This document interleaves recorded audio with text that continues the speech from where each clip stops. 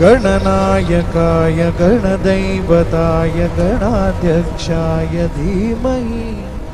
गुणशरीराय गुणवन्दिताय गुणेशानाय धीमहि गुणाधीताय गुणाधीशाय गुणप्रविष्टाय धीमहि एकदन्ताय वक्रतुण्डाय गौरीतनयाय धीमहि गजेशानाय भालचन्द्राय श्रीगणेशाय धीमहि एकदन्ताय वक्रतुण्डाय गौरीतनयाय धीमहि गजेशानाय भालचन्द्राय श्रीगणेशाय धीमहि